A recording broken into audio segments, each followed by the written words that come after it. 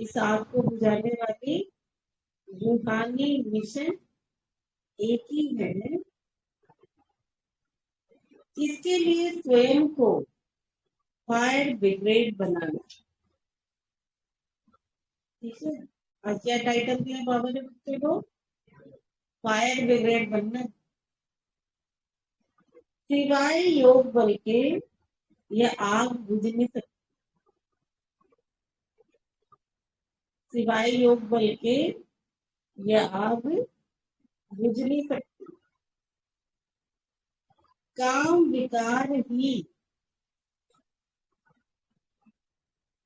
सबकी सत्यानाश करता।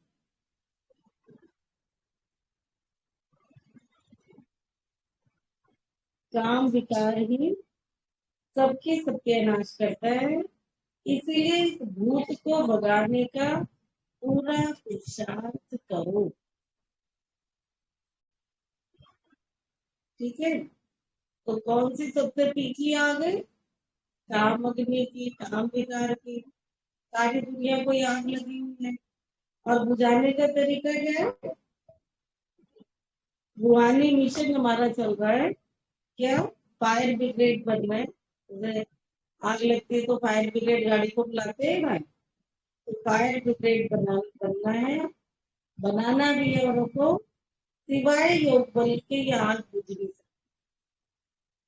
योग बल से ही कर्मेंद्रियां शीतल होती है और इन विकारों पर हम जीत पा सकते हैं।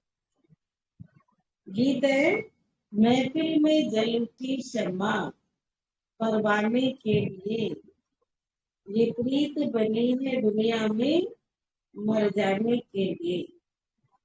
ओम शांति। जो अच्छे अच्छे सभी सभी बच्चे हैं वे इस गीत के अर्थ को अच्छी रीति समझ सकते हैं। इस गीत को सुनने से सारे सृष्टि चक्र, रचता और रचना के आदि मध्य अंत को जाना जाता है। गीत बजाया जाता है कि मनुष्य जान जाए। किस द्वारा? ज्ञान के सागर द्वारा। बच्चे जानते हैं हम बाप के बनते हैं इस पुरानी दुनिया से मरकर अपने परम धाम में जाने के। ये पुरुषार्थ और कोई करा न सकता। कौन सा पुरुषार्थ कोई नहीं करा सकता? परम धाम ले जाने का, पावन बनाने का, ये केवल बाबा के अलावा और कोई कर नहीं सकता। बाप कहते हैं मेरा बनने से तुमको इस दुनिया से मरना होगा। पिछाड़ी में ऐसी अवस्था पक्की होनी चाहिए जो सिवाय एक बाप की याद के और किसकी भी याद ना। तुम बच्चे जानते हो क्षमा आई है परवानों को साथ ले जाने के। परवाने तो ढेरों के ढेर। प्रदर्शनी में भी देखो कितने ढेर आते।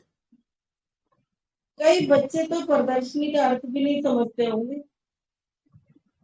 पुरानी दुनिया को फिर नई दुनिया बनाने की प्रदर्शनी। यहाँ तो सब जानते थे प्रदर्शनी क्या होता है। पुरानी दुनिया का विनाश हो, नई दुनिया की फिर स्थापना कैसे होती है, ये संगम पर ही दिखाया जाता है। दोनों इकट्ठे तो हो ना सकते। एक खत्म होनी है जरूर। तुम्हारे में भी जो अच्छे अच्छे बच्चे वे जानते हैं राम राज्य अर्थात नई दुनिया स्थापन हो गई है। राम राज्य स्थापन होने के कारण रावण राज्य खत्म हो गया। जब तुम राम राज्य के घाती बनते हो तो तुम्हारे में कोई भी भूत नहीं होना चाहिए। भाई आपको राम राज्य में जाना है, उस दुनिया में जाना है, तो बाबा ने कहा विकारों का कोई भी भूत वहां पे जाने नहीं देंगे। जैसे आजकल तो कहीं जाना होता है जब जैसे मधुबन जाना था तो सबको क्या कहा, भी कोविड टेस्ट करा के आओ जिनको टीके नहीं लगे हैं, नहीं तो कभी कभी टेस्टिंग भी जरूरी है ना। हॉस्पिटल में ही देखो जाओ, तो दांत दिखाना हो, किसी को कान दिखाना हो, तो पहले वो टेस्ट कराओ। क्योंकि भाई हॉस्पिटल में जाना माना आप एक बीमारी ठीक कर रहे हो, दूसरी ना फैलाओ, इस वजह से वो टेस्ट कराए जाते। औरों की भी सेफ्टी हो, आपकी भी सेफ्टी हो, है ना। आपकी भी तो सेफ्टी है, अगर दूसरों का आपका कर रहे, दूसरों का भी कर रहे, उनका नहीं करे तो उनसे आपको हो जाएगा। तो ये सेफ्टी पर्पज से ये सब कार्य किए जाते, है ना। विदेशों में कहीं कहीं तो फिर पूरा ब्लड टेस्ट कराओ, ये टेस्ट कराओ, कई कुछ होते हैं नियम। आप ये चीज नहीं ले जा सकते, मेट्रो में जाओ, देखो अपना सामान चेक कराओ कि उनके अकॉर्डिंग तुम ले जा रहे हो या कुछ और छुपा के ले जा रहे हो जो वहां पे अलाउ नहीं है। तो ऐसे बाबा ने कहा आपको राम राज्य में जाना है ना, तो आपका क्या चेकिंग होगा। यहाँ तो सबके अपने अपने, हॉस्पिटल वाले ये वाला टेस्ट कर, मेट्रो वाले क्या नहीं ले जाने देते? चाकू, नुकीली थी, क्यों मेट्रो कार्ड देंगे तो लिक्विड भी नहीं, पूरा हवाई जहाज वाला हिसाब है उनका, वहां भी ऐसे। हाँ, वहां तो हवाई जहाज में तो आप नेल कटर भी नहीं ले जा सकते, वो भी नुकीला है ना। मैंने कहा नेल कटर से हवाई जहाज काट देंगे तो क्या हो जाएगा। लेकिन उन्होंने बनाया रूल, कुछ होता होगा, कोई कारण होते होंगे, लेकिन उनकी मशीनें तो फेल हो जाती। ऐसा नहीं कि हर समय वो पकड़ ले मशीन, कभी कभी तो वो निकल जाती थी।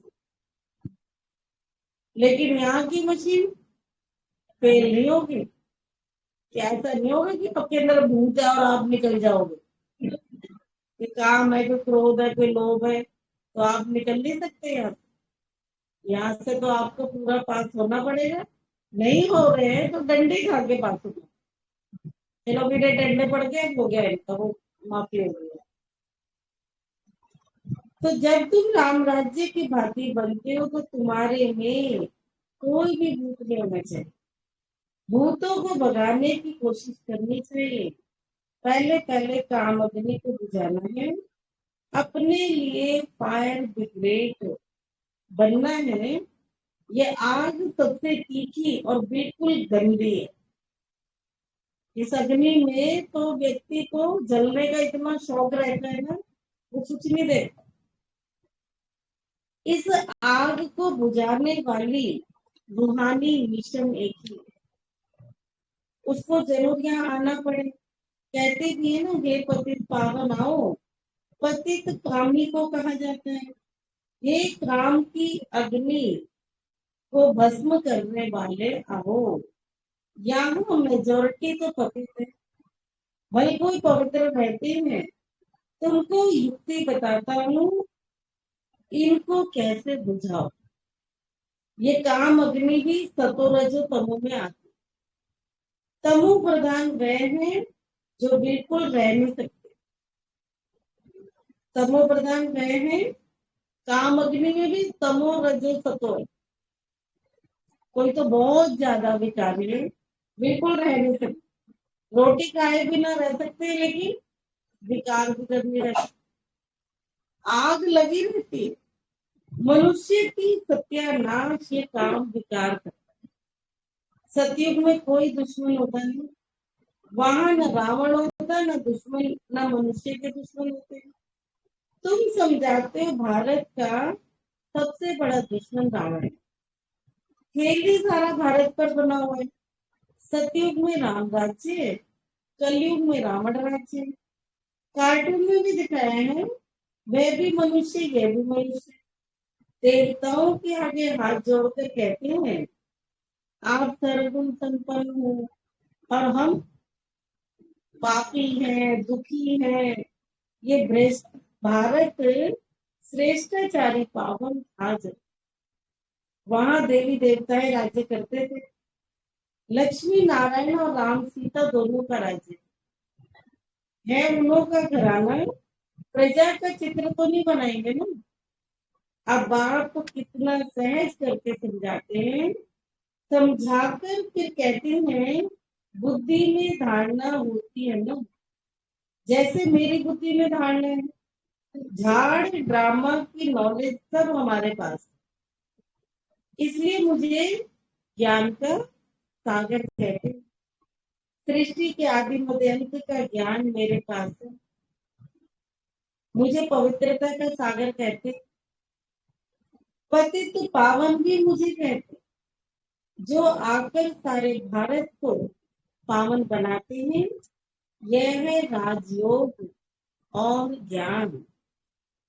पतित पावन भी मुझे कहते हैं।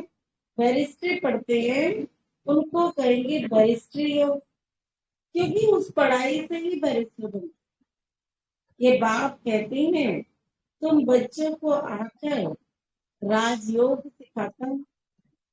राजाएं भी सब भगवान को याद करते हैं। भगवान से क्या मिलेगा? जरूर स्वर्ग का रास्ता मिलता होगा। तुम जब सबसे पूछते हो कि परमपिता परमात्मा का परिचय है, वह बाप रचयिता है, तो जरूर स्वर्ग रचता होगा ना। और स्वर्ग की राजाई देती है जो हम बच्चों को मिली। तो भगवान क्या रचेगा? स्वर्ग रच, और वो स्वर्ग की राजाई बाबा ने हम बच्चों को दी थी। दुनिया में आप देखो कोई जो भी काम करते वो सब अच्छे से अच्छा करना चाहते हैं ना। कुछ भी छोटे से छोटा काम हो, बड़े से बड़ा काम हो, सारे काम कैसे करना चाहते हैं? अच्छे से अच्छा। अब कोई गीत गाना चाहता है तो कैसा गाना चाहता है? अच्छा ही और फिर बेकार? कोई डांस करना चाहता है तो कैसा डांस करना चाहता है? अच्छा करना चाहते हैं लोग, ताली बजाए खुश होए कि लोग कहे कि है किसको पकड़ना है ना। माताएं खाना बनाना चाहती है, बनाती है तो कैसा बनाना चाहते हो? हम्म? रोज रोज अच्छे से अच्छा, रोज कुछ नए नए प्रकार से, रोज अच्छे से अच्छा, कि भाई ऐसा बना दूं तो कल से कोई मुझे कहे ना खाना बनाने। ऐसे तो नहीं है। तो आप नहीं चाहते ना ऐसा हो। आप क्या चाहते हो? सब प्यार से खाएं, खुशी से खाएं, ज्यादा ज्यादा खाएं, उनकी हेल्थ अच्छी रहे, यही चाहते हैं ना। तो कैसा बनाएंगे? बढ़िया से बढ़िया सारी रोटियां जला देंगे, आज इनको ऐसी खिलाओ। ऐसे तो नहीं है ना। तो छोटे से छोटा काम भी सब अच्छे से अच्छा करना चाहते। तो भगवान कैसे दुनिया बनाएंगे? भगवान, और भगवान के लिए क्या चाहते हैं? क्या कह रहे मन में समाई, काहे को तूने ऐसी दुनिया बनाई। तो राइट है ये तो। भगवान दुनिया बनाएगा तो कैसे बनाएगा? खराब दुनिया बनाएगा क्या? वो तो खराब हो गई, धीरे धीरे खराब हो गई। ऐसी थी नहीं। अगर ऐसी होती तो हम इस दुनिया में सुख शांति की इच्छा नहीं रखते। हम चाहते हैं इस दुनिया में सुख शांति हो, इसका मतलब कभी ना कभी सुख शांति थी, इसलिए हमें वो इच्छा होती है। तो भगवान नई दुनिया बनाते हैं, स्वर्ग बनाते। वो तो कोई भी चीज देखो नई से पुरानी होती है, धीरे धीरे धीरे धीरे तो वो खराब तो हो ही जाएगी ना। अब व्यक्ति बूढ़ा हो जाता है तो क्या वो ऐसा ही था? जन्मते ऐसे ही था? तो धीरे धीरे हो गया ना। क्या ऐसे ही होते पैदा? अब ये सब ऐसे ही रह गए। जवानी में सब हीरो होंगे ये, हैं? होंगे ना। तो भी तो मुस्कुराते। लेकिन अब धीरे धीरे शरीर ऐसा होता है, तमो प्रधान हो गया शरीर, तो फिर थोड़ा बिगड़ा बिगड़ा हुआ तो दिखाई देगा ना। अब जैसे अब चाल है, पहले ऐसी थी क्या? आज भी आप इतना दौड़ते हो तो फिर जवानी में कितना दौड़ते हो? इस हालात में भी इतना दौड़ लेते, भाग लेते, चल लेते थे, तो जवानी में कितना हो गए होशियार। तो बाबा ने दुनिया बनाई थी अच्छी, सुंदर, बढ़िया, सुखदाई, शांतिमय, आनंदमय। और वो धीरे धीरे यूज करते करते करते करते आज ऐसी होगी, समय प्रधान होगी। हम ही गाते थे ना, भारत सोने की चिड़िया था। अभी देखो कैसा हो, भारत ही था ना जिसमें नारियों की पूजा होती थी। आज देखो नारियों की क्या हालत, सेफ नहीं है कहीं भी, घर में भी सेफ नहीं है आजकल, ऐसी हालत होगी। तो अब नहीं है तो फिर ले रहे। अभी हम राजाई वो खत्म हो गई, अब हम फिर से वो राजाई ले रहे हैं। जैसे कल को पहले भारतवासियों ने ली थी, अब फिर से भारतवासियों को लेनी है। तुम पूछते भी हो, तुम बच्चे भी पूछते हो चलेंगे देखो, भगवान से नई दुनिया का बरसा लेंगे। भारत को ही बरसा मिला था, अब नहीं है, और कोई को तो मिल ना सके। भारत ही भगवान की जन्मभूमि है। तो देवी देवता कहाँ रहते हैं? भारत में। तो जो विदेशों में भी कर रहे हैं ना पुरुषार्थ, वो सब भारत में आए, देवी देवता यहीं पे बसे। तो चैरिटी बिगिंस एट होम, यहाँ वालों को ही नहीं, परंतु बहुत बच्चियां समझा नहीं सकती है। बहुत बच्चों को साक्षात्कार भी कराते हैं, दिखाते हैं तुम बैकुंठ के प्रिंसेस बनते हो। यह है ही मनुष्य से प्रिंस बनने की पाठशाला। प्रिंस बनना व राजा बनना एक ही बात। प्रिंस बनना व राजा बनना एक ही बात है। ये साक्षात्कार होता है कि पुरुषार्थ कर ऐसा बनो, बाप की श्रीमत पर चल पुरुषार्थ करो। सिर्फ कृष्ण को देखा, ये कोई बड़ी बात नहीं। ऐसे तो आगे बहुत देखते थे, फिर चले गए, साक्षात्कार हुआ, फिर पढ़ते नहीं है, ऐसा बनते नहीं है। इतना पुरुषार्थ नहीं करते क्योंकि भूतों का वार, देह अभिमान का कड़ा भूत है। बुद्धि में रहना चाहिए कि खेल पूरा होता है। हमने 84 जन्मों का पाठ पूरा किया, अब हम ये पुराना चोला छोड़ पाए। ये भी सिर्फ याद पड़ जाए तो अहो सौभाग्य, खुशी का पारा चढ़ा। अब हम जाते वापस मुक्ति धाम। ये किसकी भी बुद्धि में नहीं बैठता है।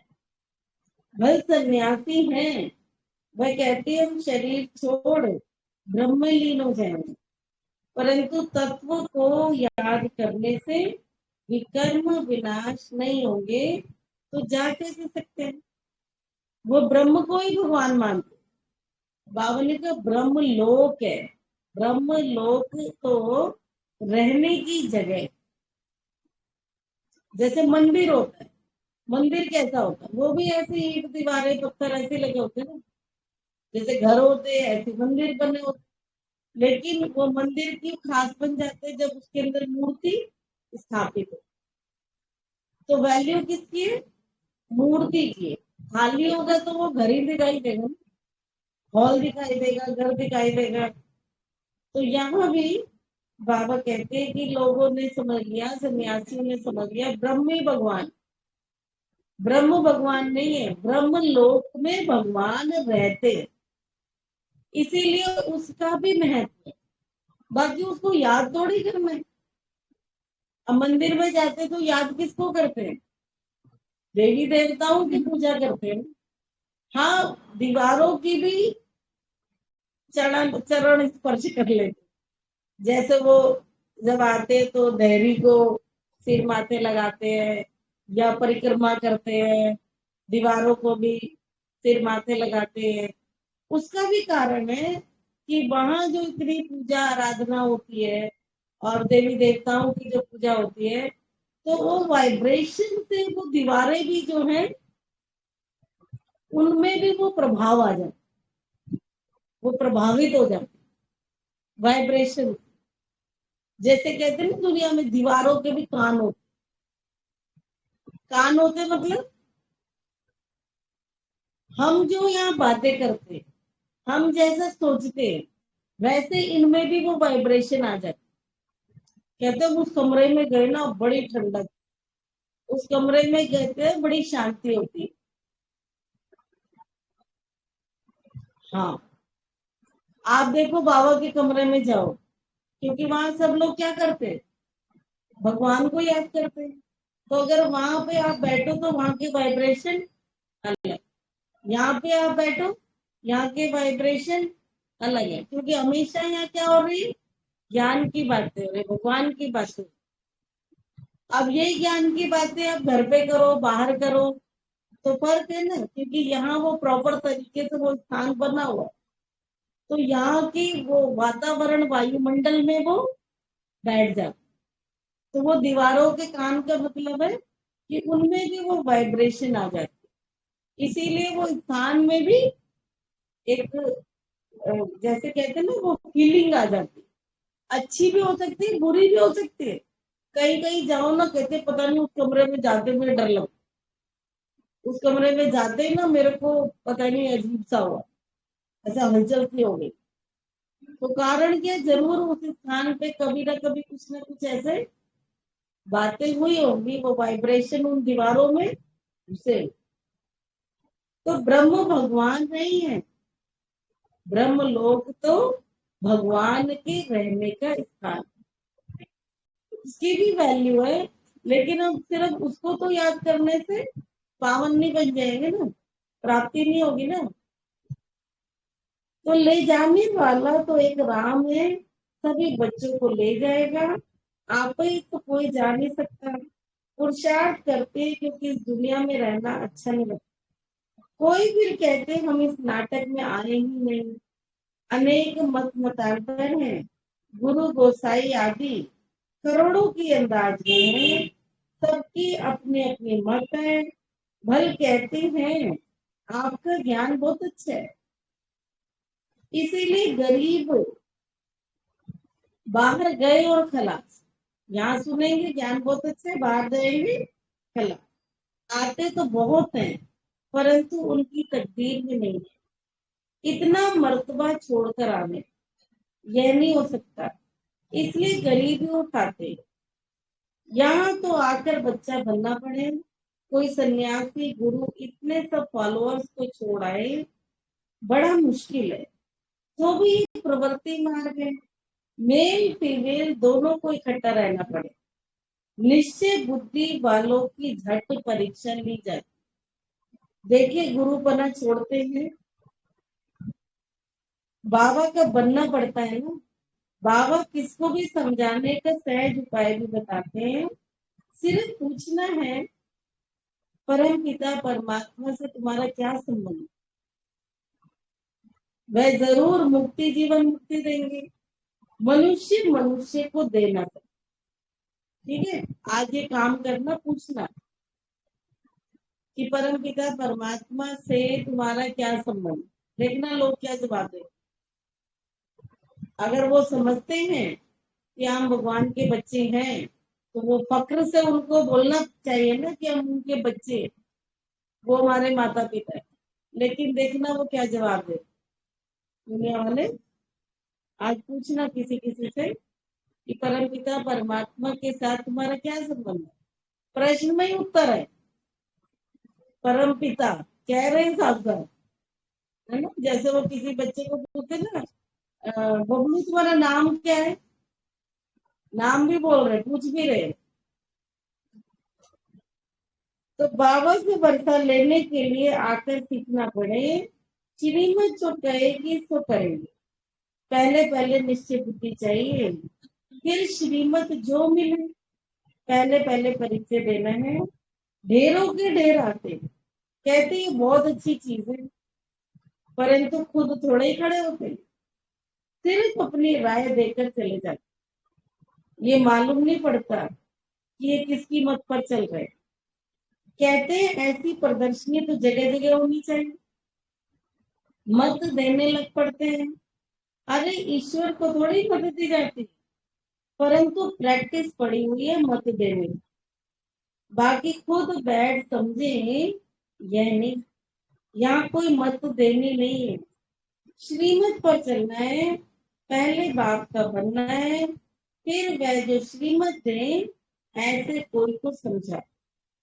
फिर जब किसको समझावे, वह लिख कर दे कि मुझे तो श्रीमत पर चलना है, तब समझे कुछ ठीक समझा। आगे तो ढेर है, परंतु अच्छी रीति समझते नहीं, ज्ञान के मतवाले बनते नहीं। इस समय समय भक्ति के मतवाले, जप तप पाठ आदि सब भक्ति के लिए करते। भगवान कहते आधा कल्प तुमने भक्ति की, भगवान से मिलने के लिए। सब भक्त ठहरे ना, भगवान तो एक ही है। एक कोई कहते हैं पतित पावन, तो खुद भी सब पतित ठहरे। यह है रावण राज्य। इस कल्प के संगम का ही गायन है। कल्प के संगम युगे बाप आते, सतयुग है कल्याणकारी स्वर्ग, कलयुग है अकल्याणकारी नर्क। रावण है अकल्याणकारी और राम है कल्याणकारी। कोई कोई में ऐसी खामी है जो उनसे सब हैरान हो जाते। कहते बाबा फलाने में ये अवगुण है। बहुत समाचार आते हैं, बाबा का बनना है, समाचार दो तो सावधानी मिले। कोई अवगुण होगा तो सर्विस कम करेंगे। आजकल पढ़े लिखे विद्वान पंडित तो बहुत बहुत वह तीखे बहुत है। कच्चे बच्चों को तो का तो माथा ही खराब करते हैं। आइए, ओम शांति, वेलकम।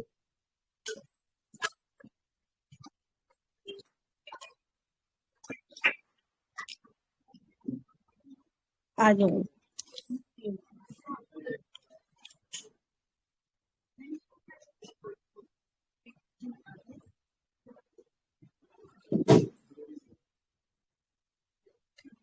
आइए।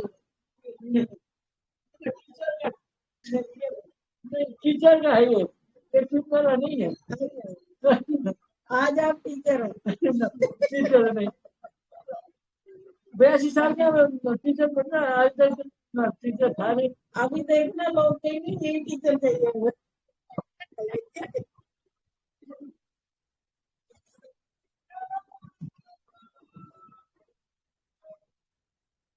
वेलकम।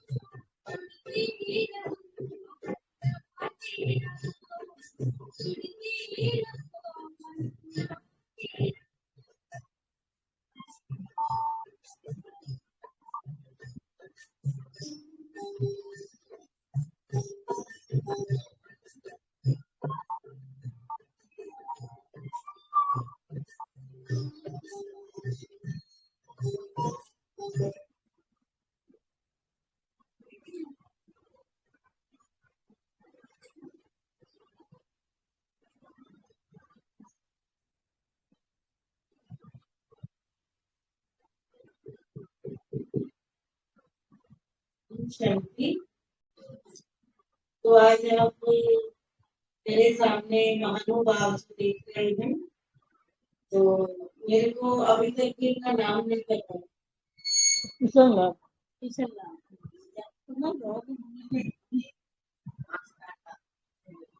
मास्क कटा देंगे। अच्छा, मास्क लगा दो, ठीक है। लेकिन मास्क तो लगाता नहीं था, लेकिन दिल्ली में मास्क लगाना पड़ता कहते हैं, क्योंकि कोरोना आता है बोल रहे हैं। लेकिन हमारे लिए कोरोना आता नहीं है, लेकिन जिसके लिए कोरोना आता है उसके लिए लेता था। भाई हम तो हमारे रामचंद्र भाई को आप सभी जानते हैं, जो शक्ति नगर में रहते हैं, आते रहते हैं के साथ। तो आप उनके पिताजी हैं। और कितने साल हो गए आपको यहाँ में? 48 साल हो गए। 48 साल। तो ये हमारा सौभाग्य है कि आज आप यहाँ पधारे। अरे मेरा भी सौभाग्य है। मेरा भी ऐसे सौभाग्य है, पहले बार मैं टीचर के गद्दी में बैठा हूँ। 82 साल के बाद मैं इस गद्दी में बैठा हूँ। और मैं इस गद्दी के लायक तो नहीं हूँ, इन्होंने मेरे इस गद्दी के लायक बना दिया। आप ही लाए हैं, हम तो वैसे अभी बैठे रहते हैं। तो भी आपका स्वागत करते हैं। आ जाइए।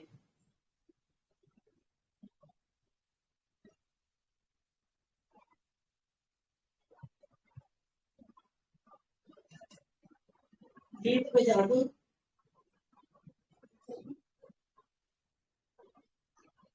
तो आप सभी तालियां बजाएं।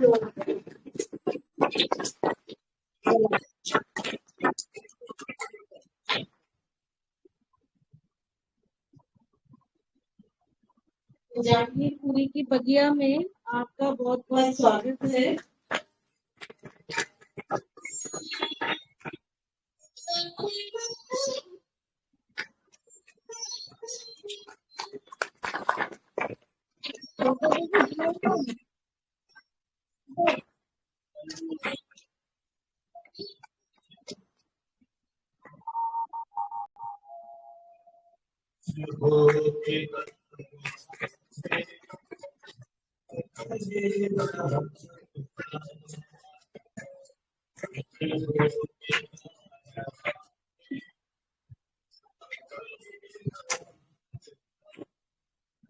तो मैंने कल भी सुनाया था, कभी लाइक नहीं करता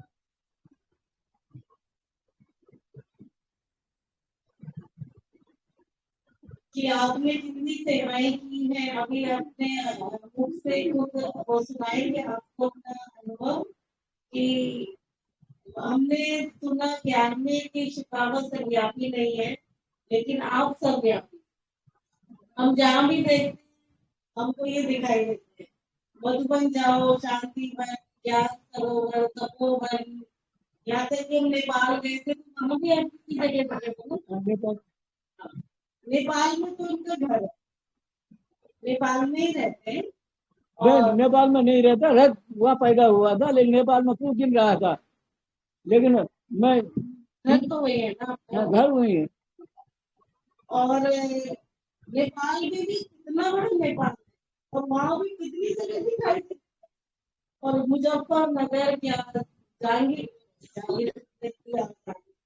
और फैजाबाद देखो, शक्ति नगर हमने देखे। इतनी सेवाएं, तन मन धन सर्व समर्पित करना सीखना हो तो आपसे सीखे।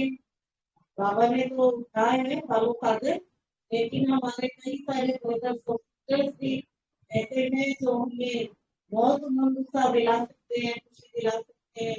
उनके भी पश्चिमों पे हम चल सकते हैं। तो अभी हम सुनेंगे आपसे आपका विशेष अंश।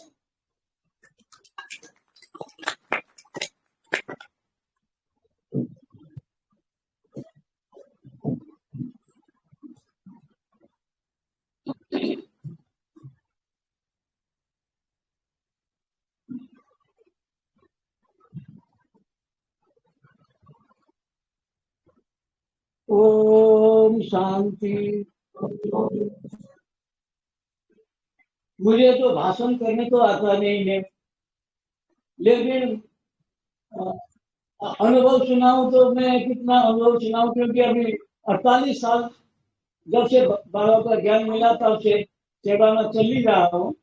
और बहनी ने बताया वो बात सही है। मैं बहुत भाग्यशाली हूँ। मैं नेपाल में एकदम दुर्गम क्षेत्र में पैदा हुआ। 1940 का मेरा जन्मदिन है। तो अभी मैं तो बचपन में ही इंडिया आया था। 59 साल में मैं जब इंडिया आया तो अभी तक इंडिया में हूँ। और इंडिया तो नहीं हूँ, मैं भारत में हूँ। और इंडिया तो अंग्रेज में था, लेकिन भारत में हूँ। मैं भारतीय था और भारतीय हूँ, क्योंकि हम सनातन धर्म के थे। लेकिन अब तो सब हिंदू बन गया, तो मैं भी हिंदू बन गया था। तो फिर हम सनातन धर्म के लिए बाबा ने परिचय दिया। कोई आदि देवी देवता सनातन धर्म की स्थापना करने के लिए बाबा जब निमित्त बने तो हमको बाबा सबका ज्ञान मिला। तो फिर हम वही आदि देवी देवता सनातन धर्म के स्थापना के कार्य में जिस दिन बाबा का ज्ञान मिला उस दिन से अभी तक लगा हूँ और अंत तक लगता है। क्योंकि मैं पहले बार जब ज्ञान मिला, मुझे कलकत्ते में मिला। मैं कलकत्ते में मेरा स्वर्गीय था। तो कलकत्ते में जब बाबा का गद्दी भी है, तो बाबा की लौकिक बेटी निर्मल शांता दादी थी। तो निर्मल शांता दादी के यहाँ मुझे ज्ञान मिला। निर्मल शांता दादी ने मुझे पालना दी। तो 1 साल करने के बाद फिर मैं मधुबन चला गया। 18 जनवरी को अजब का बाप दादा से मैं मिला। तो बाप दादा ने उस समय कोई इतना भीड़ भाड़ नहीं थी, मैं छोटे से क्लास होता था। मेडिटेशन हॉल में बाबा का पहला बार बाबा ने उद्घाटन किया 18 जनवरी को। तो उस 18 जनवरी का दिन बाबा ने मुझे 10 मिनट तो दृष्टि दी। उसके बाद में मुझे वरदान दिया क्या कि बच्चा बेहद का सेवा करेगा तो ये अंत तक सेवा करेगा। तो वो बाबा ने वरदान दिया था। लेकिन हमारे खानदान में 50 साल से ऊपर कोई, मेरे 6 भाई हैं, मैं अकेले हूँ। 50 साल से ऊपर मेरे भाई भी, मेरे पिताजी भी 50 साल के अंदर ही चले गए थे। लेकिन मैं अभी 42 साल का हूँ, मैं जाने का नाम नहीं लेता हूँ।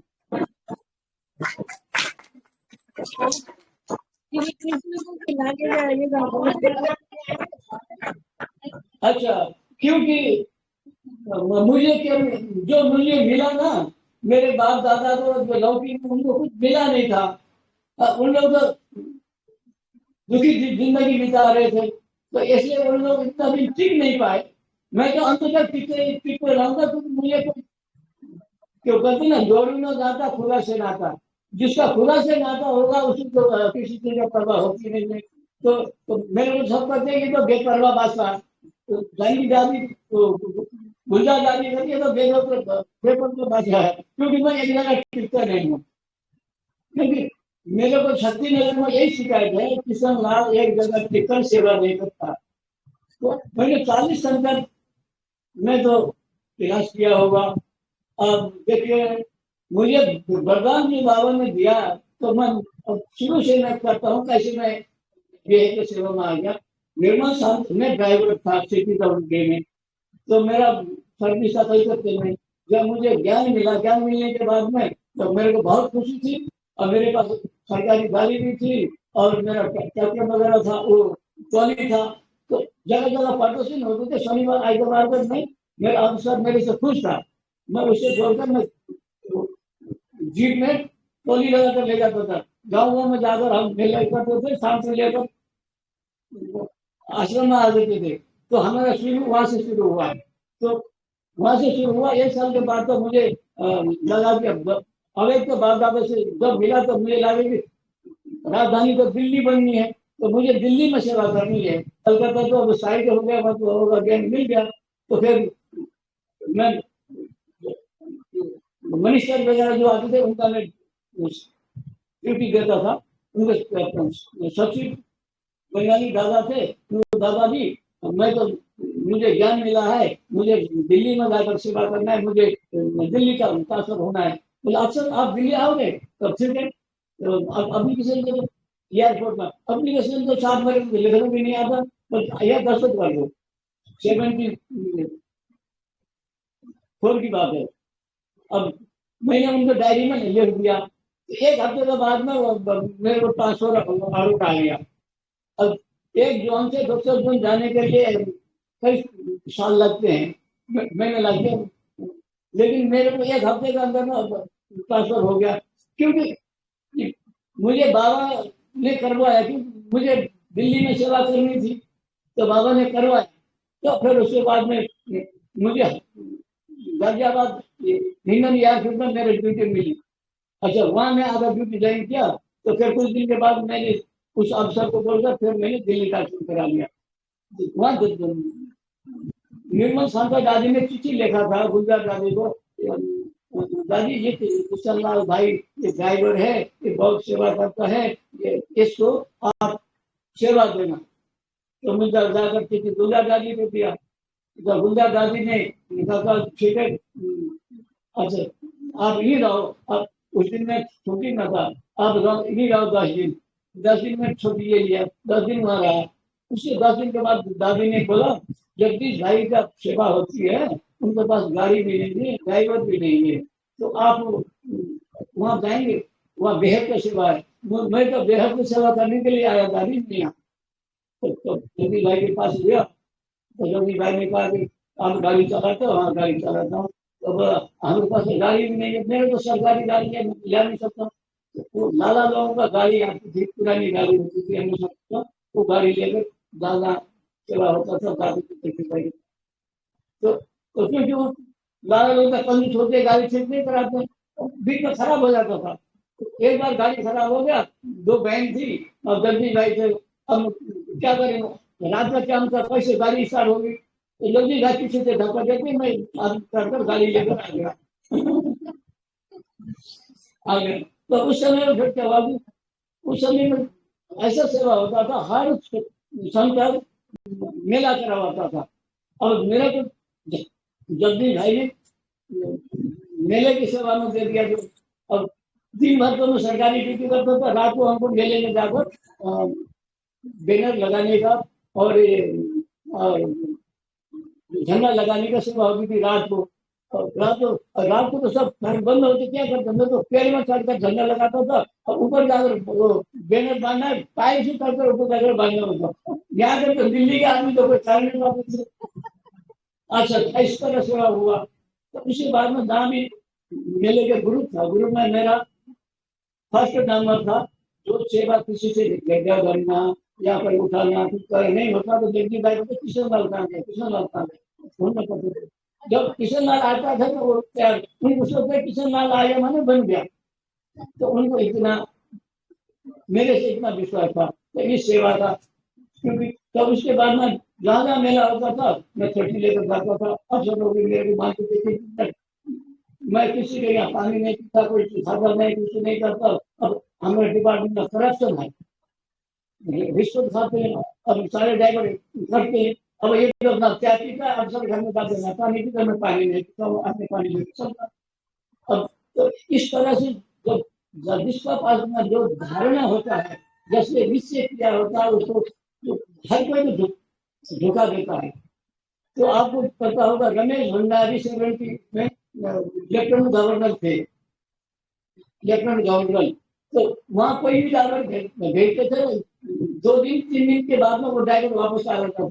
हमारे सब जो साहब थे उच्च बिल्डिंग है, उन्होंने कहा कि 200 ड्राइवर को ना अब पंडित जी को भेजते। मेरे को मैं कुछ खाता पीता नहीं था, इसलिए मेरे को पंडित जी को भेजे, तो भेज गए। मैं गया मंगाने के बाद में, तो 2 साल उनके लिए ड्यूटी किया। तो उनकी जो बीवी थी, किसी को भी बस की नहीं थी, राजा पटेल की बेटी थी, गणेश कमला भंडारी। कोई चीज मिनट को बल्कि रात को फेंक कर दूंगा, मेरा लाइटिंग बाथरूम ठीक करा दो, इस तरह की थी। तो एक दिन मैं ड्यूटी गया, 1 हफ्ते के बाद मेरे को बोला ये बोतल ये पैसे लेकर जाओ, वहां से कुत्ते के लिए मीट लाओ और शराब लेकर आना। अच्छा, मैं हाथों को उठाया, चीट होता था नहीं करता, मैं ड्राइवर था, मेरे क्या था। तो मैं देखिए, मैं प्रजापिता ब्रह्मा कुमारी स्कूल विश्वविद्यालय का स्टूडेंट हूँ मैं। तो हमारा संस्था का ये नेम है, जिस चीज को हमको क्या करना है, तो खुद हम भी न करते न कराते हैं। इसके लिए हम सब नहीं दे सकते। जो कोई बकरा काटता है, काटने वाला खाने वाला सब पाप पे भागी करते हैं। तो चले मैं नहीं भी कहता, जो मैं सही दे रहा हूँ, तो ये मेरा भी पाप कटता। वो तो जैसे होगा नहीं, जो पहाड़ से गिरा हुआ, नेहरू की वो बिल्कुल समीप की थी। अब वो सारे गवर्नर वगैरह सारे डरते थे। एक ड्राइवर ने उसको ऐसा बोला, तो बोलो ये हिम्मत किसने दिया। पढ़ने लिखने के लिए मैंने 10 रुपये खर्च किया हुआ। एक सन 65 में मेरे साथ तो मास्टर करते थे, मैं तो पढ़ा लिखा नहीं, तो बस से इंतजार चला गया, तो पढ़ते होता था। होटल में जब समय अनुसार बाबा की खबर थी, तो नौकरी लग गई, सब कुछ होगा। लेकिन जो 10 रुपये का पढ़ाई है, तो वो 10 रुपये का पढ़ाई में अब जो अक्सर लोग जो ट्यूशन लेते थे, वो जो तनख्वाह लेते थे, उसके बराबर मेरा हो जाता था, क्योंकि मैं ड्राइवर था। अब मेरे को ओवर टाइम डबल मिलता था। तो मेरा अफसर बोलता, पंडित जी मैं तो अफसर हूँ, तो मेरे को तो इनकम टैक्स नहीं काटता, आपको इनकम टैक्स काटता है। देखिए साहब, मैं जो गवर्नमेंट को धोखा नहीं देता हूँ। आपने तो ये बिल किया, वो किया, मैंने इतना पैसा जमा किया, इनकम टैक्स बचाते हैं। मैं तो बचाता नहीं, क्योंकि देश के लिए खर्च होता है। मेरा इनकम टैक्स मैं चाहूँ तो मैं ही बचा सकता हूँ, क्योंकि इनकम टैक्स ऐसा होता है कि हम कोई संस्थान देते हैं या धर्म संस्थान देते हैं, और जिसकी थोड़ी ज्यादा पाते हैं, तो इनकम टैक्स बच जाता है। तो उन लोग आपसे तो बचाते थे, और मुझे तो बचाना नहीं था, मुझे तो जो भी सरकार का करता है। तो इस तरह से निश्चय बुद्धि जनती।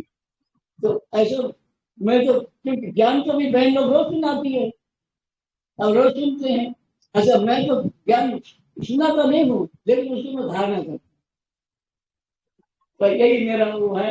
अब मैं अब क्या सेवा, कौन सी बात बताऊँ इन लोगों को। मैं 82 साल का हूँ, लेकिन मेरा संकल्प अब 2004 के बाद जब मेरी शरीर जब छूटा, तो अगर तो बाप दादा ने बोला कि ये बच्चा आत्मा परमात्मा के बारे में इसने सेवा की है, लेकिन इसने प्रकृति को ध्यान नहीं दिया।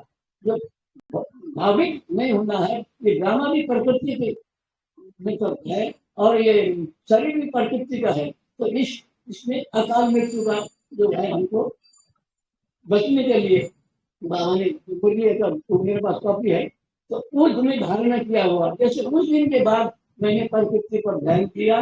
प्रकृति में ध्यान कर, मतलब नाना प्रकार की बीमारी थी, खान पान द्वारा प्रकृति द्वारा मैं सेवा करता था, अभी तक करता हूँ। अभी मेरा सेवा किया है।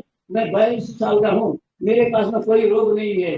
अब मैं कोई दवाई वगैरह कोई चीज नहीं लेता हूँ, मैं खान पान द्वारा मैं स्वस्थ रहता हूँ। और मुझे एक मैंने से एक संकल्प लिया, मेरा तन मन धन समय संकल्प 2002 से अब मैंने ये प्राकृतिक और नेचर केयर के लिए मैं करता हूँ बोलकर योग की खेती कराता था तो जरूर मैं भी, और जड़ी बूटी लगाता था, अभी भी यही सेवा मैं करता हूँ, हर जगह जाता हूँ।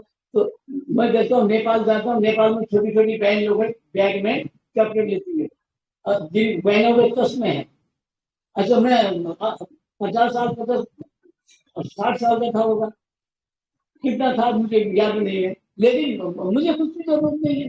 तो फिर मेरे शब्द तीन शब्द इनको टैबलेट गोली से मुक्त कराऊं, और इनको ये नेचर क्योर करके से इनको स्वास्थ्य के लिए, तो इसी सेवा में 1980 में दिल्ली में बहुत बड़ा मेला हुआ, उसमें विज्ञान भवन में कंपनी हुआ, बाद में मेला हुआ, तो उसमें प्रकाशमणि दादी और हमारी मनमोहन दीदी ने ग्राम विकास के बारे में प्रोग्राम रखा गया। तो बोला, दादी ने बोला, दादी सब उसमें कौन सा भाई ऐसा है गांव विकास से सेवा के लिए गांव में जाकर सेवा कर सकता है। बोले सबसे पहले मैंने हाथ उठाया, मैं ये कौन है? बोला तो बिरजूमन भाई ने बोला ये किशन लाल है जो रामचंद्र का पिताजी है। बोला तब उस समय से पहले दादी से परिचय नहीं था, तो मैंने हाथ उठाया। तो सारे दिन, तो इस दिन से दूसरे दिन दादी ने बुलाया, तुम कैसी सेवा करोगे? तो मैं तो गाड़ी लेके गाँव गाँव में सेवा करूंगा। तो बोला ठीक है। तो मैंने क्या किया, वही ने मेरे को प्लॉट मिला था दीदी से, तो वो मकान था, वो मकान मिलकर मैंने गाड़ी खरीदा, गाड़ी खरीदकर सेवा में लग गया ग्राम विकास में। तो गांव गांव में हरियाणा वगैरह यूपी मुजफ्फरनगर सब जगह सेवा की।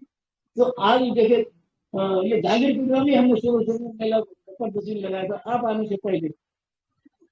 तो आज मैं आया हूँ मुजफ्फरनगर में भी, जगदीश भाई ने मुझे वहाँ समर्पित करके रहना चाहते थे, लेकिन मैं रिटायर होकर मैं मधुबन चला गया। मधुबन में सेवा किया 17-18 साल विभिन्न विभाग में। अब फिर मधुबन में मुजफ्फरनगर में छोटा सा मकान था, अभी बहुत बड़ा मकान में मेरे को वो रेट पे करने का सेवा मिल गई, बताइए। अब मैं मेरे पैसा 26,000 रुपये पेंशन मिलती है, 2,000 रुपये अपार्ट में रखता हूँ, और बाकी तो रामचंद्र सेवा में लगा देता हूँ। अच्छा, अब मैं इतना बड़ा बिल्डिंग, मेरे घर में 3 थे, 2 बेटा 1 बेटी, उनका मैं बाबूजी था। और वहाँ 1,000-1,500 स्टूडेंट में जयंती बहन जीवन में बाबूजी बन गया। इनका भी बाबूजी है। तो अब मुझे इतना खुशी होती, 2-3 बच्चे होते लोगों का, और मेरे जो हजारों बच्चे हैं देखो सभी बाबूजी बाबूजी को, हजारों का मैं बाबूजी बन गया। तो ये कितनी बड़ी बात है।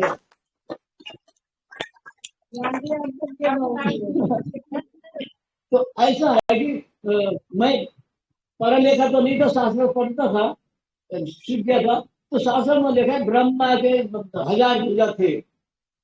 अच्छा, श्री कृष्ण ने कहा कि गौ चराता था और गुहाला था। अच्छा, वो द्वापर मैं उनको दिखाया, लेकिन मेरा नाम है श्री कृष्ण, कृष्ण था, और मैं गौ चराने वाला था, मेरे नाम गीता में नाम लिख दिया, सभी श्री कृष्ण था। अब मेरे पास में अभी गाय चलाता नहीं हूँ, लेकिन देखता हूँ। अब 23 गाय है, छोटे बड़े तो 23 गाय है। गाय के बीच में मेरा कुर्ती है, भी मैं देखा होगा। तो ये है कि मेरा जो मेरे को जहाँ भी प्रोग्राम होता था वहां मैं पहुंचता था। विद्यमान भाई करते किशन लाल जी, एक बात बताऊं, तो आप जहाँ भी जैसे आप वहां पहुंच जाते हो, तो आप ही के कारण जो गीता में श्री कृष्ण सर्वव्यापी कहा है, दिखाया है। बोले तो मेरे ही तो था नाम, लेकिन अब सभी को श्री कृष्ण को लिखा भी है। तो ये है, तो मेरे ही नाम था जो गौ चराने वाला, लेकिन वो ग्वाला लिखा है, लेकिन हम ग्वाले तो नहीं थे, लेकिन ब्राह्मण कुल के ही थे, लेकिन अभी गाय चराता हूँ। और ये तो, और मेरा अनुभव यही है, जो व्यक्ति जो चीज को चाहता है वो प्राप्त करता है। क्योंकि मेरे मैंने संकल्प किया था, वो पूरा परिवार से ज्ञान में चलाऊंगा, तो संकल्प किया, तो पूरा ज्ञान में चलाने के लिए कोशिश की मेरे तरफ से, लेकिन उनका पाठ रामचंद्र को सीख गया। अब फिर मैंने क्या किया, धीरज भाई को गुलजार दादी के पास में भेजा, 10 साल तक गुलजार दादी को गाड़ी चलाया इसने और सेवा की। तो उसकी मम्मी लेकर नेपाल गई, वहाँ शादी करके अभी 2 बच्चे हैं, और बच्चे पढ़ा लिखा, उसको धन संपत्ति चाहिए था, बहुत चाहिए था। तो वहां लगा उसने बिजनेस किया, अभी तो बहुत संपत्ति बनाई इन लोगों ने, देखा मकान खाते सब कुछ कर दिया। तो वो बाबा, उसने तो बाबा को डिस्रिगार्ड किया दिया, लेकिन उसने जो पुण्य किया है ना, उसका तो फल तो बाबा देगा ना। हमारे खानदान में जो करोड़ रुपये कोई खाई नहीं आज तक, हमको समय पर रोटी नहीं मिलती थी, अब हमारा बेटी अब खर्च के मालिक है, तो उनको उच्च चाहिए था, उच्च तो मिल गया। मुझे सुख शांति आनंद चाहिए था, इतने बच्चे चाहिए थे, इतना सेवा चाहिए था, मुझे ये मिला। भगवान के जो बच्चे बनने के बाद उसका जो शास्त्रों में लिखा है कि जिस भाव से जिसको मानता है उसको मैं फल देने वाला मैं हूँ। बाबा ही सबको फल देता है, चाहे जिस भी भाव से, जिससे भी संस्था से, जहां से भी होगा, तो जिसको भगवान को याद करेगा उसको फल देने वाला तो बाबा ही है, दुनिया का कोई देता नहीं है। इसलिए बाबा हमको संपन्न, तो क्योंकि इच्छा मात्र अविद्या बनाया हुआ, अब मुझे इच्छा मात्र अविद्या है, तो मुझे किसी चीज की इच्छा नहीं है, और न मुझे धन संपत्ति, मुझे ज्यादा कोई भी चीज चाहिए नहीं, मैं लिमिट हूँ। क्योंकि मुझे जगदीश भाई का जो प्रेरणा मिली है, 30 साल तक उनके निर्देश को सेवा किया है, मैं जगदीश भाई को और दादी को सब कुछ देखकर मैं अपने जीवन को मैं साधारण बनाता, साधारण करता हूँ। आखिर ज्ञान में बैठ कर आप लोग जो पूछेंगे अर्थ तो मैं बता सकता हूँ, लेकिन मैं भाषण नहीं कर सकता, भाषण मैंने किया नहीं कभी।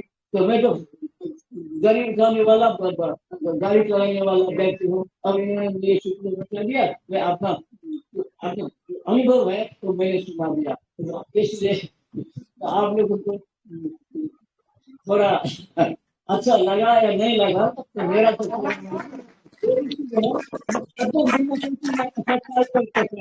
मुझे कोई चीज दिखाना नहीं है, मैं जैसा हूँ वैसे ही हूँ। क्योंकि मैं, बाबा ने कहा कि 1000 अवगुण होगा, एक तो गुण भी होगा, एक भी गुण होगा, तो वो भी, क्योंकि उसने बाबा को तो पहचाना, उसने घर परिवार को भी तो समेट लिया, तो वो भी मेरा ये भाव था। तो इसलिए मेरा एक ही गुण था, सेवा। बाबा मेरे से, बाबा को पहचान लिया, अब मुझे तो और कुछ दुनिया में कुछ चाहिए। आज आप लोगों को भी समय हो गया होगा, कभी बैठकर बातचीत करना होगा तो मैं कभी आ जाऊंगा, दिल्ली आ गया तो, लेकिन आज तो आप लोग को समय हो गया, तो मैं बहुत शांति पाता हूँ। और यही अनुभव हमारा है। ज्ञान का बहन लोग बहुत सुनाती है, लेकिन मैं सामाजिक, पारिवारिक, राजनीतिक हर जगह से हिसाब किताब हूँ। कुछ मैं देश सारे विश्व को ये साकार देता हूँ। अब देखे विश्व युद्ध होने वाला है, अब मोदी रोकेगा विश्व युद्ध, कैसे रोकेगा?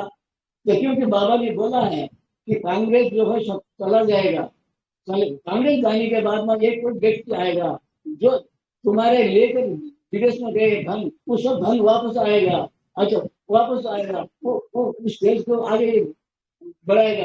आप देखेंगे अंत समय में वो भी चला जाएगा, आर्मी आएगा, आर्मी को बार बार सुख शांति के लिए ब्रह्मा कुमारी में राजा मिलेगा, और मिलने वाला है खूब शांति।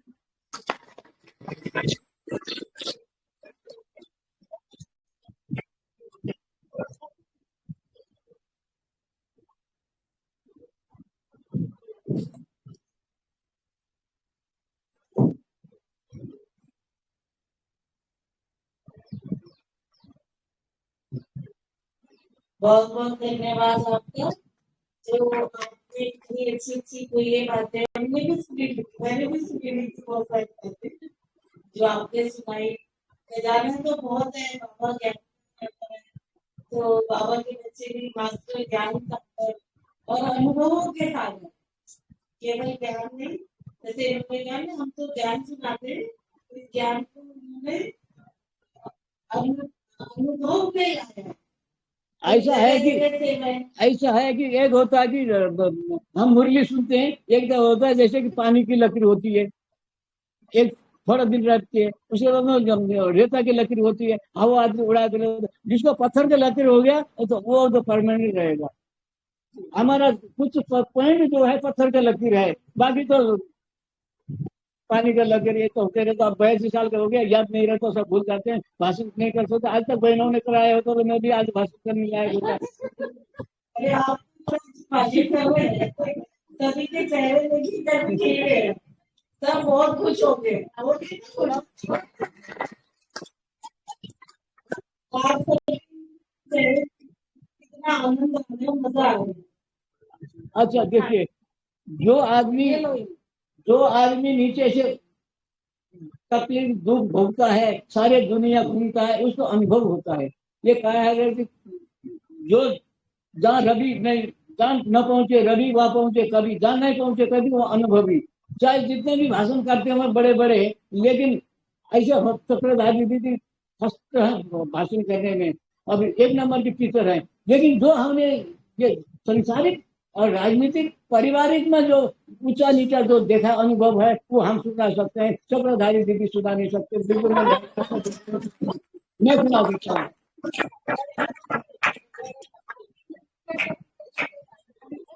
मैंने रामचंद्र भाई भी यही कहा, मैंने कहा वो कहते वो सेंटर देखने आना चाहते, मैंने कहा उनकी क्लास कैसी क्लास क्या, मैंने कहा भैया जो हमारे पास उनके पास जो कुछ है वो सब तो मैं शेयर, हमारे पास कोई ऐसे अनुभव नहीं कि हम तो घर में रहते, लेकिन जैसे हमने कहा परिवार का, समाज का, बाहरी लोगों से मिलने करने का, तो जो बाहर रहने वालों को जो वो मेहनत है, जो अनुभव है, वो हमारी नहीं है, हमारी वो मेहनत नहीं है। तो उस हिसाब से अनुभव बहुत ज्यादा है ना, अनुभवी तो फिर सबसे ये पहुंचे, रवि के भी आगे, कवि के भी आगे।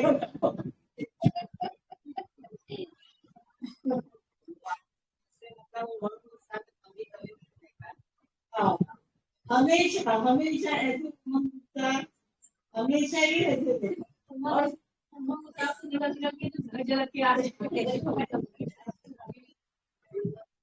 चलिए आप लोगों को कोई प्रश्न पूछने, कोई गृहस्थी के लिए, कोई हिस्ट्री के लिए, कोई सेवा के लिए, मन में कुछ प्रश्न आ रहा हो कि कुछ करना मुश्किल लगता है, तो आपको बहुत अच्छे जवाब मिल सकते हैं।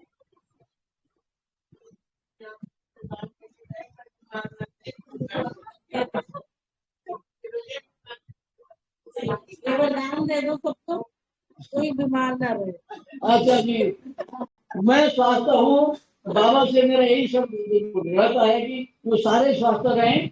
अच्छा, अब शारीरिक ट्रीटमेंट के लिए प्रकृति के बारे में जब जानना चाहें, आप प्रकृति द्वारा आप कैसे स्वस्थ रह सकते हैं, वो मैं आपका बता सकता हूँ। मेरा अपना अनुभव कि गांधी जी के पास एक माता ले गई बच्चे को, बाबूजी मेरा बेटा तो गुड़ खाता है, बोले 1 महीना बाद आना। तो 1 महीना बाद लेकर गई, बाबू गुड़ मत खाना, गुड़ में ये नुकसान होती है। बाबू जी आप उसी दिन बताते, बोले उस दिन तो मैं खुद खाता था। तो मैं नाना प्रकार का बीमारी था, बीमारी से मुक्त हूँ, तो इसलिए आप लोग भी मुक्त होना चाहते हैं तो प्रकृति के अनुकूल चलिए और पर्यावरण पर प्रकृति को ध्यान दीजिए, परमात्मा प्रकृति के मर्यादा के अंदर चलिए, तो आप रोग से भी मुक्त होंगे और पाप से भी मुक्त होंगे। बहुत शांति।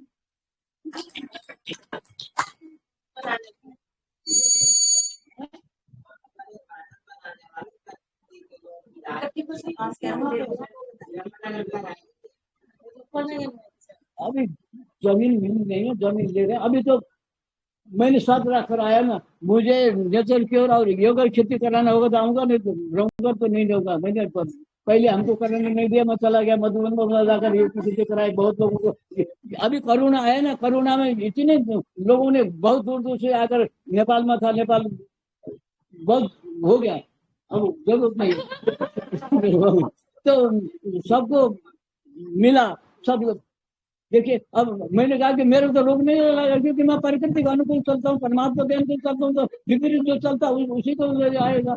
तो हम क्यों आप प्रकृति के अनुकूल बताइए, प्रकृति के अनुकूल क्या होता है? प्रकृति जैसा नेम है, प्रकृति का खाना पीना रहना, कैसे रहना, क्या चीज खाना, क्या चीज, कौन सी बीमारी में क्या खाएं, क्या कौन सी बीमारी में क्या न खाएं। आपको हमको बाहर की दवाई की जरूरत नहीं, हमारे घर में है ना, मल मसाला है, साग सब्जी है, इसी से हमारे शरीर का इलाज हो जाएगा। लेकिन हमको जो विषैली जो बाजार के साग सब्जी है उससे नुकसान होती है। सब पर हम अ, शाकाहारी अपना जैविक खेती करें, और जैविक खेती से हम उत्पादन करके खुद भी खाएं, दूसरों को भी खिलाएं। मेरा यही प्रेरणा है।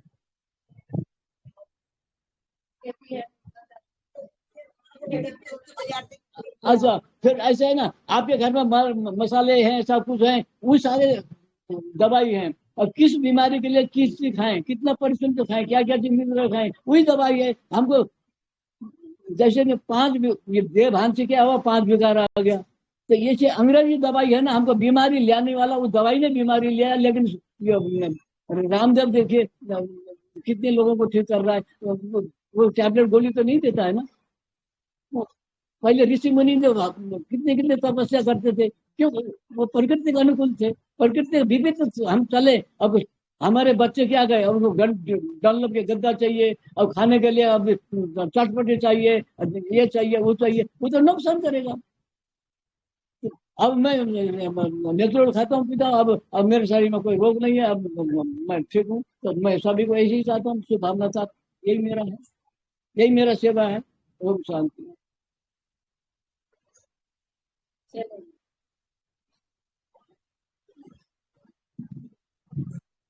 तो आपका बहुत बहुत शुक्रिया, आप पधारे। अजी शायद जानने वाले भी, तो अपना कीमती शुभ शुभ जा रहे ऋषि ऋषि, हाँ क्वेश्चन लोग आ रहे हैं। लेने जाएगा तो मेरे को बड़ी से हरिद्वार में। मुजफ्फर, हाँ, तो आपने अपना बहुत कीमती समय निकाल के आए, तो आपका बहुत बहुत धन्यवाद। सबको आपने इतना प्रसन्न किया, इतना अच्छे अनुभव सुनाए, तो आपका सभी का दिल से शुक्रिया।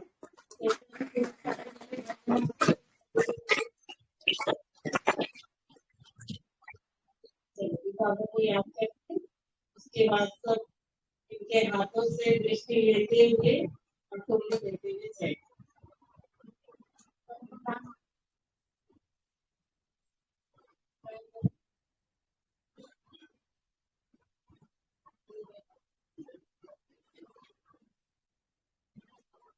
एक मिनट,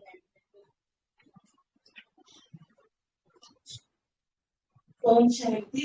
मीठे मीठे सीखे लगे बच्चे माता पिता का याद प्यार और रूहानी बाप की रूहानी बच्चे से रूहानी बच्चे की रूहानी को नमस्ते। धारणा के मुख्य सार है, अब ये नाटक पूरा हुआ, हमें वापस मुक्ति धाम जाना, इस खुशी में रहकर पुरानी देह का ईमान छोड़ दे। दूसरा, एक बाप की मत पर चलना है, बाप को अपनी मत नहीं देनी। निश्चय बुद्धि बन बाप की जो श्रीमत मिली उस पर चलते। वरदान है, भिन्न स्थितियों के आसन पर एकाग्र हो बैठने वाले राजयोगी स्वराज्य अधिकारी,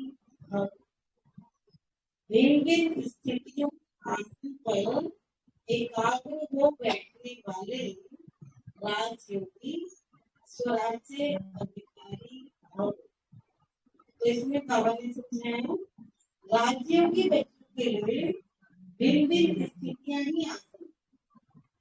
कभी सोमान की स्थिति में स्थित हो जाओ, तो कभी फरिश्ते स्थिति में, कभी लाइट हाउस स्थिति में, कभी प्यार स्वरूप लवलीन स्थिति में।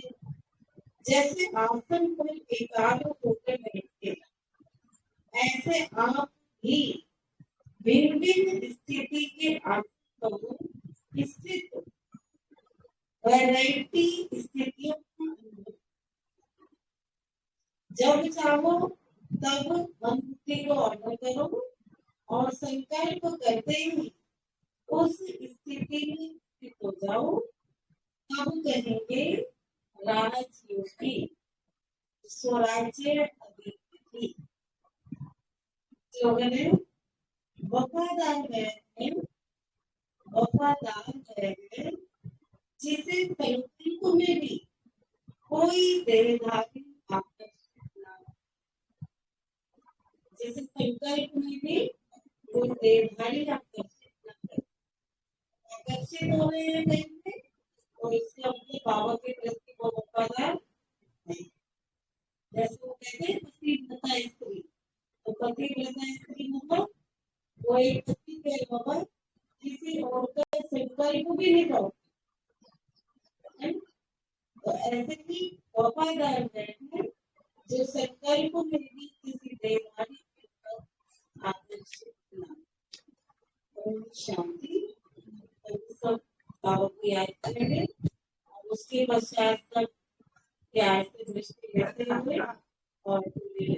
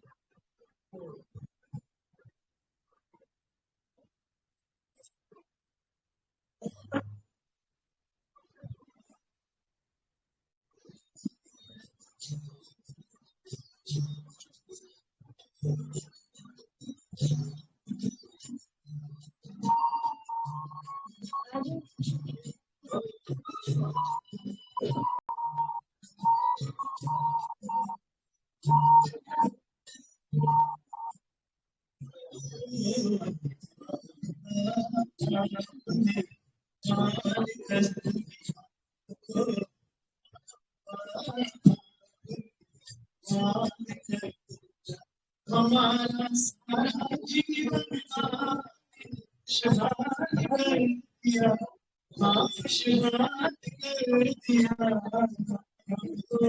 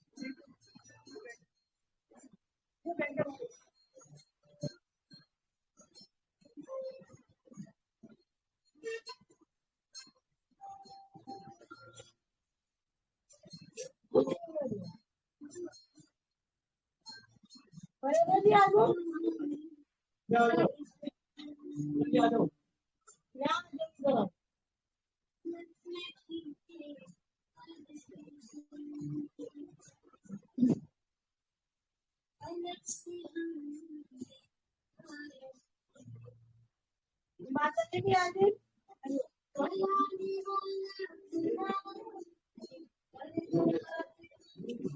आज हो गया।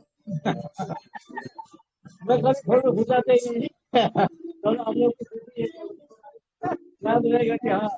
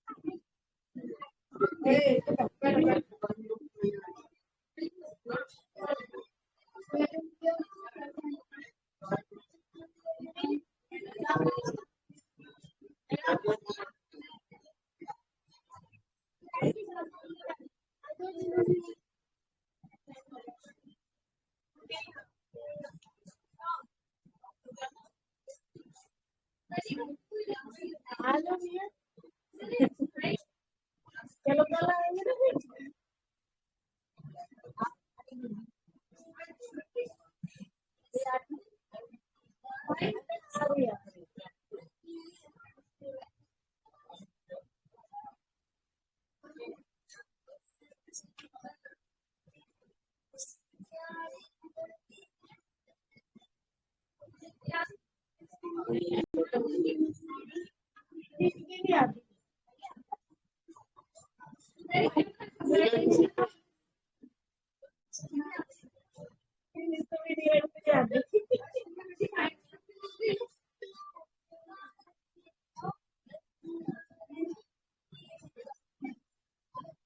चलो ये रह गया किसको